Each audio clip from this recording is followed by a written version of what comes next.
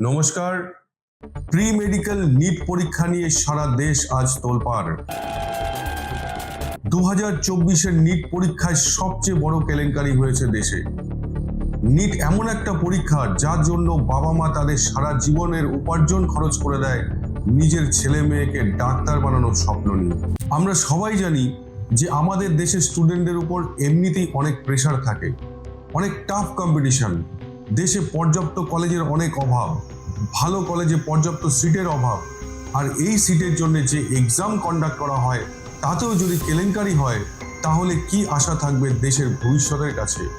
NEET এমন একটা পরীক্ষা যার প্রেসারে বাচ্চা অনেক সময় আত্মহত্যা পর্যন্ত করে নেয়। প্রতি বছর এইরকম অনেক ঘটনা আমাদের সামনে আসে। सॉरी मम्मी पापा, पर मैं किसी चीज़ के लायक नहीं हूँ। सॉरी, मैंने जो भी किया है अपनी मर्जी से किया है। हम कितना भी पढ़ लें लेकिन हमारा सिलेक्शन नहीं होगा। लास्ट ईयर हमने वेस्ट किया, लेकिन इस बार हम हार्डवर्क कर रहे थे बट फिर भी कोई रिजल्ट नहीं आया। আর নিট হলো এমন একটা পরীক্ষা যার মাধ্যমে ভারতে মেডিকেল এবং ডেন্টাল কলেজে ভর্তির সুযোগ পাওয়া যায়। আর এই পরীক্ষায় 4টে বড় স্ক্যাম হয়েছে, যার মাধ্যমে স্টুডেন্টদের 250-র মতো মার্কস ফ্রিতে ডিস্ট্রিবিউট করা হয়েছে। এছাড়াও বড়লোকদের বাচ্চাদের কাছ থেকে লাখ লাখ টাকা নিয়ে অল ইন্ডিয়া টপার পর্যন্ত বানিয়ে দেওয়া হয়েছে। दरभंगा मेडिकल कॉलेज का सर आपको है सर 6 लाख रुपए चार्ज है सर।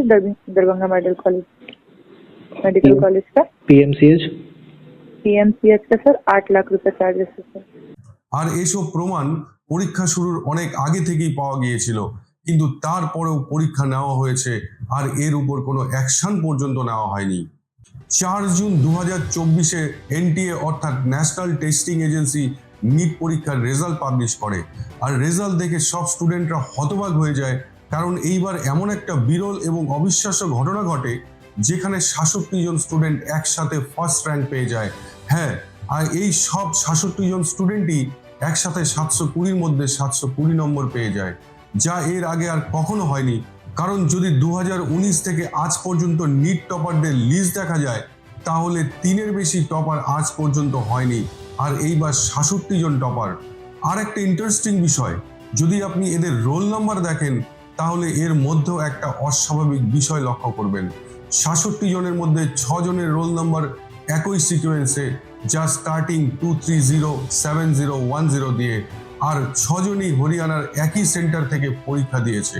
এবার আপনারাই বলুন, এটা কি এত বড় কোইন্সিডেন্ট হতে পারে? আর সেটাও নিটের মতো পরীক্ষা যেটা প্যান ইন্ডিয়া লেভেলে হয়।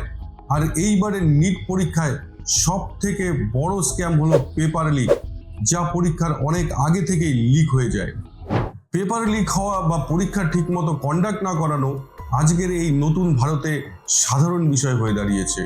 2017-তে নিট পরীক্ষা এমন হয়েছিল যেখানে দিল্লি পুলিশ 2 জনকে গ্রেপ্তার করে নিট সার্ভারকে হ্যাক করে পেপার লিক করার অপরাধে।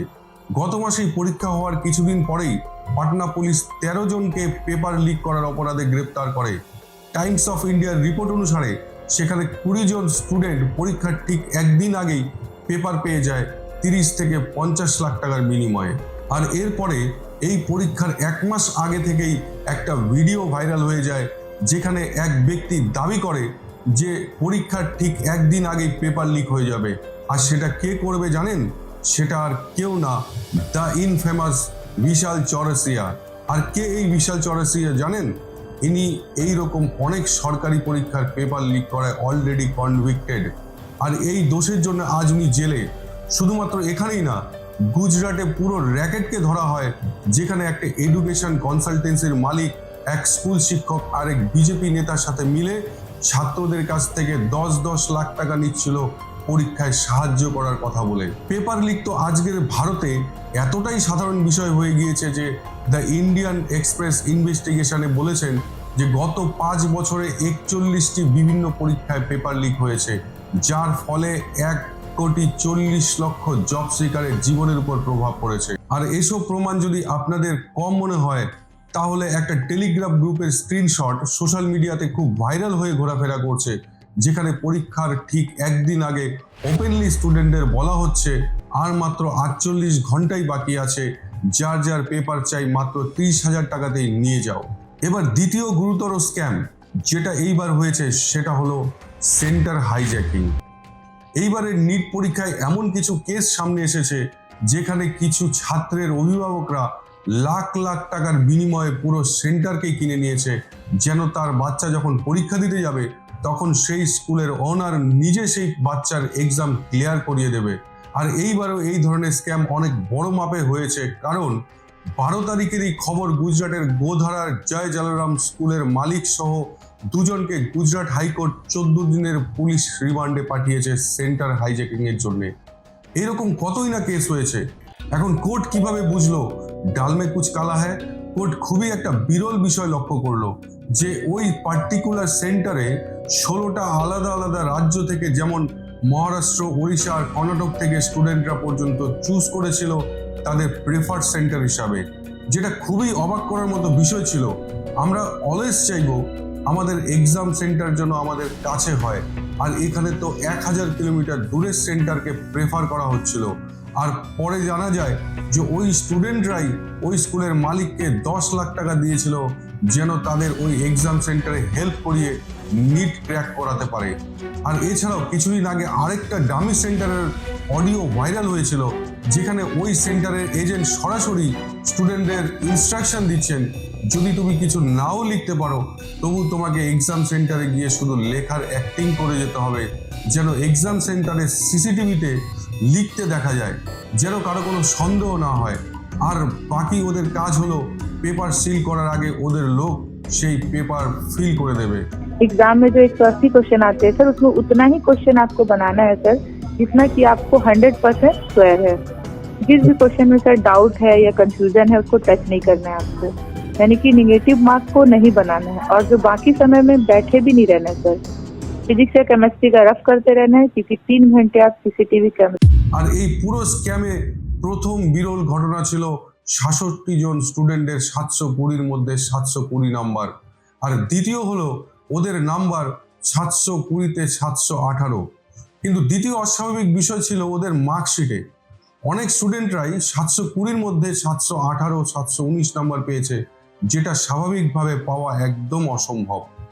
দেখুন, নিট এক্সামে 180টা প্রশ্ন থাকে, আর প্রতিটা প্রশ্নের সঠিক উত্তর করার জন্য 4 নম্বর পাওয়া যায়, অর্থাৎ 180টা সঠিক উত্তরের জন্য আপনি 720 নম্বরই পাবেন। এখন নিয়ম অনুযায়ী যদি আপনি একটি ভুল উত্তর দিয়ে দেন তাহলে আপনার 1 নম্বর কাটা যাবে, অর্থাৎ যদি কেউ একটা ভুল উত্তর দেয় তাহলে মোট 5 নম্বর কাটা যাবে, আর সে সর্বোচ্চ 715 নম্বরই পাবে। আর যদি কেউ উত্তর স্কিপ করে তাহলে তার 4 নম্বরই কাটা যাবে, অর্থাৎ সে সর্বোচ্চ 716 নম্বরই পাবে। তাহলে কি করে আর কোথা থেকে এই 718 আর 719 নম্বর এলো? এইবারের মার্কশিটে এইরকম নাম্বার অনেক স্টুডেন্টরাই পেয়েছে, তাই কোনো রকম ঘোটালা ছাড়া কি করে এই রকম নাম্বার আসতে পারে? আর এখানেই আসে তৃতীয় নিট স্ক্যাম 2024, যা হলো অ্যাওয়ার্ডিং গ্রেস মার্কস। আর এই মহা ঘোটালাকে কাউন্টার করার জন্য এনটিএ অজুহাত দেয় যে ওই সব সেন্টারে দেরিতে পেপার ডিস্ট্রিবিউট হয়েছিল, আর তার জন্য এনটিএ ওদেরকে গ্রেস মার্ক দিয়ে দিয়েছে। সো এই গ্রেস মার্কস কি? আসুন উদাহরণ দিয়ে বোঝানোর চেষ্টা করি। ধরুন একটা সেন্টারে 10 মিনিট দেরিতে পেপার দেওয়া হয়েছে, তো এনটিএ সরাসরি তাকে 40 নম্বর গ্রেস দিয়ে দিয়েছে, এটা অনুমান করে যে ওই সেন্টারের সব স্টুডেন্টরাই ওই 10 মিনিটে 10টা প্রশ্নের সঠিক উত্তর দিয়ে দেবেন। এইভাবে মোট 1563 জন স্টুডেন্টকে গ্রেস মার্কস দিয়ে দেওয়া হয়েছে। একবার ভাবুন কি সব ফালতু লজিক। এইবার মহারাষ্ট্রের আন্ধ্রিতে তো পেপার 20 মিনিট দেরিতে দেওয়া হয়েছিল, আর মানকুর আর কোজিকোডাতে পেপার 1 ঘন্টা লেটে ডিস্ট্রিবিউট করা হয়েছে। তাহলে এনটিএ লজিক অনুযায়ী ওখানকার স্টুডেন্টদের তো 240 নম্বর ফ্রিতেই দিয়ে দেওয়া হয়েছে। আর আবার আমাকে বলতে হয় এই পরীক্ষা মানুষকে ডাক্তার বানানোর জন্যে, সেই ডাক্তার যে ভবিষ্যতে গিয়ে পেশেন্ট হ্যান্ডেল করবে, ওষুধ দেবে আর অপারেশন থিয়েটারে অপারেশন কন্ডাক্ট করবে। সো এটা কোনো পদ্ধতি হলো মার্কস ডিস্ট্রিবিউট করার? এখন কথা বলবো এই বছর নিট এক্সামে হওয়া স্ক্যাম নাম্বার 4-এর ব্যাপারে, যেটা হলো হায়ার কাট অফ স্কোর্স। ধরে নিলাম সব কিছু হয়ে গিয়েছে, স্ক্যাম হয়ে গিয়েছে, কন্ট্রোভার্সি হয়ে গিয়েছিল, কিন্তু এর পরেও কি এনটিএর 720-র মধ্যে 720 পাওয়া স্টুডেন্ট ছাড়া বাকি স্টুডেন্টদের মেডিকেল কলেজে অ্যাডমিশন দিতে চান না?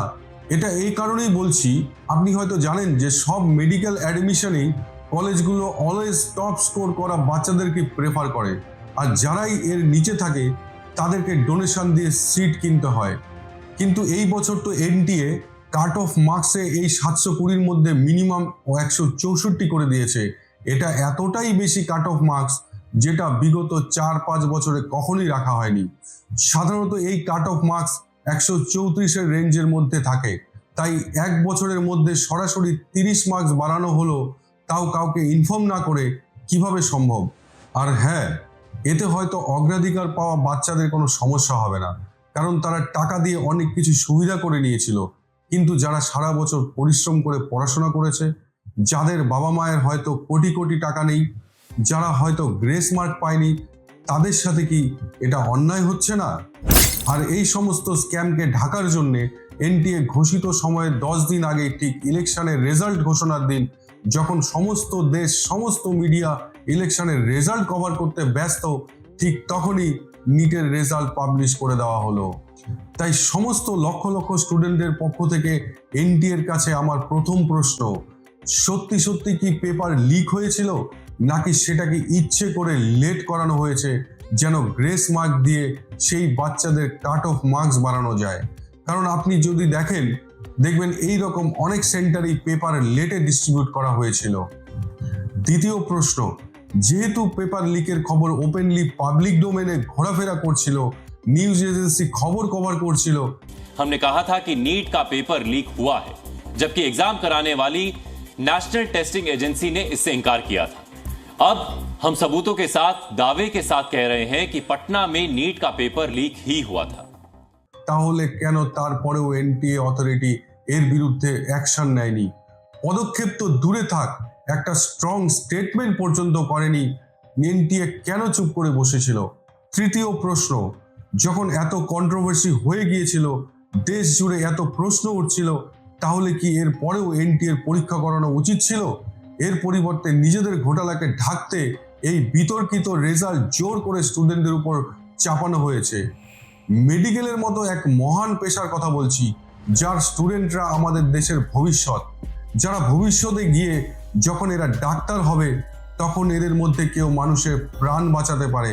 কিন্তু যদি সঠিক পদ্ধতিতে এদের সিলেকশন না করা হয়, আবার এদের মধ্যে কেউ মানুষের প্রাণও নিতে পারে। আজ আমাদের দেশে কি হচ্ছে একবার ভাবুন।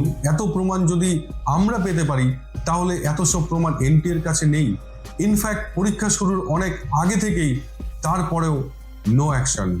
তাই আমার প্রধান প্রশ্ন, এইবার কি ওই সব বাচ্চারাই পাস করবে যাদের বাবা মার কোটি কোটি টাকা আছে?